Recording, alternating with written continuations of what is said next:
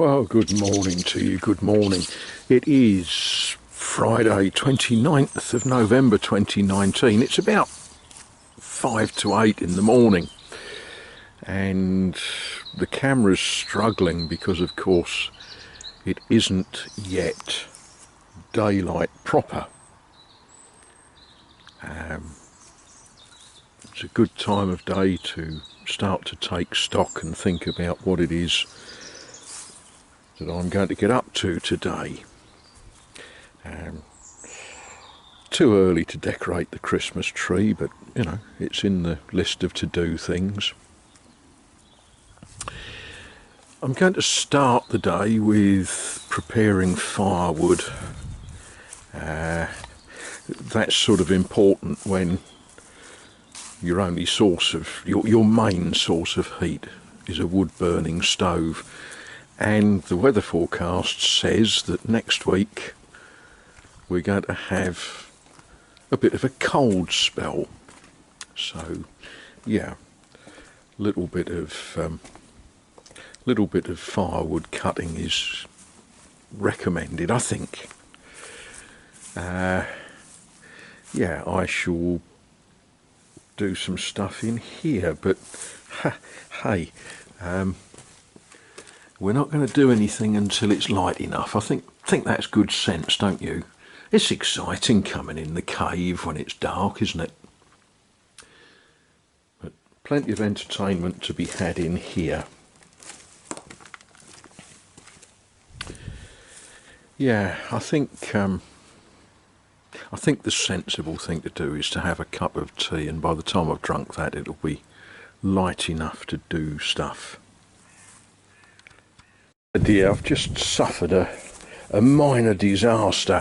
I was up there, up in the loft of the barn. Now, as disasters go, this is not the loss of the Titanic. This is more getting a half-inch scratch on your 13-year-old Skoda, sort of level disaster. This is one of those sort of knock-off, cheap, nasty copies of what we might think of as Dexian racking. And it was up in the loft of the barn with a lot of stuff on it. And I moved something and, well, yeah, it sort of all folded up and slid fairly gracefully to the floor, depositing all sorts of stuff in a heap, which we'll get a little bit of looking at. One of the boxes that I picked up was, as I picked it up, I thought, crikey, that's heavy. So I knocked the dust off it and read what it says. These are the locomotives for the Ironworks Road Erecting Shed.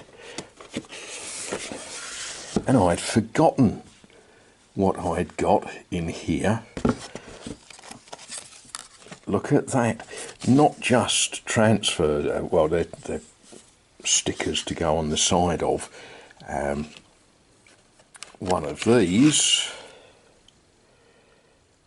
those of you that know will recognise that instantly as a Hornby Dublo 264 tank. As you can see, it's sort of a bit betwixt and between. It's had the start of a paint job. What else have we got in here? Well, we've got another one that's missing its rear pony. It'll get one sooner or later, honest. And another one that isn't missing its rear pony.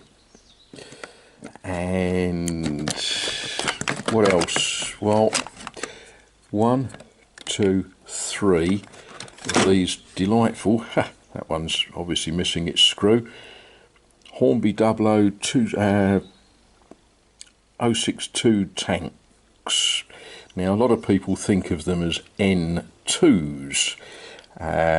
Well, maybe they are, maybe they're not. They're Hornby tank loco. Oh, that one's missing its screw as well. No wonder they're in a box waiting for me to look at them. I wonder if this one will come out intact. Ah, there we are. There's one that's intact. Yeah, well, that's sort of, it doesn't really change my priorities for the morning. I shall get back up into the upstairs of the loft and do some stuff. And oh, look at that! Just in case I need any, there's some spare magnets and bits and pieces. Yeah. Oh well, that was a minor disaster. Nothing major. Shan't distract me too much. Okay, well, the work goes on. The next job that I want to get done is I want to get that hole dealt with. You can see what's in there. There's bits of loose stone and there's bits of mud mortar that was packed in. You can see that I'm sort of building up and getting to a point where I can put something a little bit sort of chunky in there, a little bit, not a lot. One of you, who shall remain nameless, the shade tree fix-it man, asked how we end up with the different colours. Now, the first thing to understand is we don't know how long this building has stood here. It could be a couple of 100 years, it could be more. And over time, it's had various patch repairs done by various people. You can see it's got bits of render, some of which is ready to come off. And if you look, you can see that there's obviously bits of render have been pushed in there at different times. So it all ends up a different colour. The way that the colour is derived, and I'm going to get down off this ladder because I'm standing on a ladder with my shoulder resting against this beam and yeah, camera in one hand. And what was the old thing about you should always have 3 points of contact when you're climbing? Yeah, let's get down from the ladder and we'll think about what we're up to a little bit. Let's pop that in there where I can reach it when I want it. Right, the stuff that I'm repairing with is chez. It has to be chez because we're working with limestone, and if you use a good hard 3 parts sand, 2 parts cement, the stone will be weaker than the mortar, and the stone, as I've had explained to me forcibly by a local expert in these things, needs to breathe. It needs to be fixed in with a mortar that's got some similar properties to the stone. So the mix is 3 parts of sand, 2 parts of chez, and then 1/5 of a part of cement. And then you sort of mash it together with some water. So, bearing in mind we're not doing this in laboratory sort of conditions, we're not measuring exactly 2 parts and 3 parts and all that sort of thing. So you get a variation in colour. The other thing is the main brown is derived from the sand. I've got bits of sand that have come from various places. The important thing is that it's the right sort of grittiness to have a mixture of adhesive quality and strength and grittiness and so on and so forth. So if you pick up several bags of sand and they didn't all come from the same sand pit, you're going to get a variation in colour for that reason. The chez, I'll show you that in a moment, is white. It's actually horrible stuff to dig out of the bag. It's very light and fluffy, and you know, definitely best to wear a mask when you use it. That lightens the colour of the mix. Now, the little fifth part of cement, I've been using white cement, so it pretty much makes no difference with the final colour of the mix. But down here, when I did that little bit there, my bag of white cement was empty, but I'd got a bag of grey cement, and bearing in mind all I used was a fifth of a part, but that's the radical difference in colour that it makes. Now, years ago, I knew a chap who serviced the burning heads in the cement kilns all along the railway line at Purfleet in Essex, and he explained that when you make cement dust, you need to really get it all very, very hot, and they used a variety of fuels. When they were making this stuff, they used sprayed waste engine oil as a fuel in the burner. That's what he told me. Apparently the burners could be changed to go from waste engine oil to heavy fuel oil to diesel to light fuels. But when they were making white cement, they sprayed powdered coal to burn to get the kilns hot. And apparently powdered coal in those days, burnt at the temperature it burnt at, gave you a nice white cement. I'm only going on what I was told. I never worked in the cement works myself, but this chap, as I say, his job was installing the burners.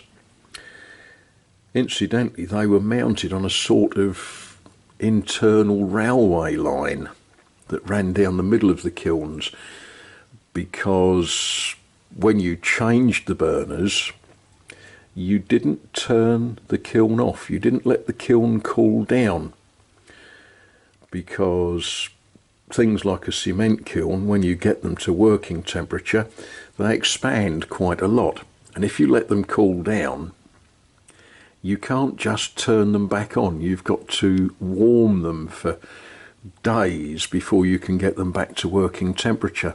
So they had a railway running down the middle of the kiln with these burners with flexible pipes, and you could roll a set of burners in, well, a set of burners out, change the burning nozzles and roll them all back in again and change the fuel without turning the kiln off. Fascinating stuff. I don't know, maybe one of you worked on the cement kilns either at Purfleet or somewhere else in the world and can confirm or deny or make points about that.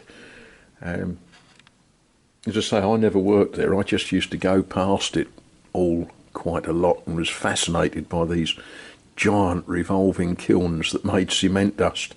Anyway, enough gabbing. Let's go and knock up some show.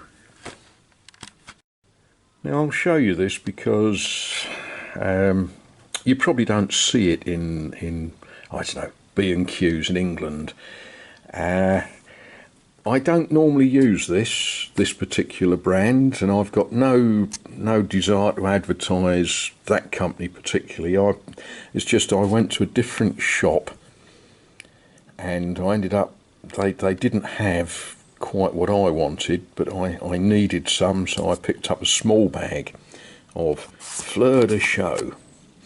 And what it tells you is it lets the walls breathe in humid environments.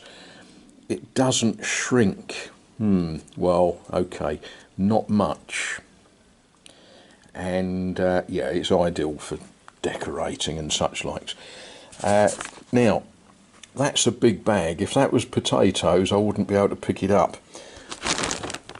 But you know, it's actually very light and floury, and the good thing about all of this, it tells you all about it, and it tells you how to mix it for different uses. You know, for gluing concrete, beton, concrete, bricks and blocks.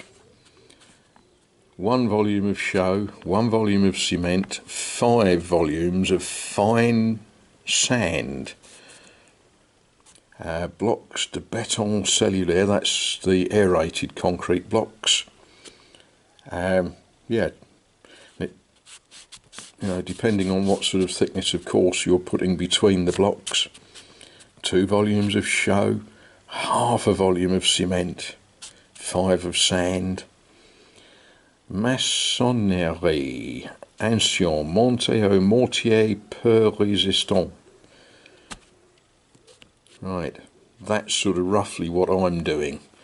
Stonework. 5 volumes of chaux, 2 volumes of cement, 10 volumes of fine sand. And they use the word volume because, you know, it might be 1 shovelful, might be what you're working. That gives you your proportions. I'm working to a recipe that is written on the wall here. And all of my local experts tell me that that's absolutely right. So that's what we're doing. I'm going to turn you off because I'm going to put a mask on and mix up some muck, but actually after a cup of tea.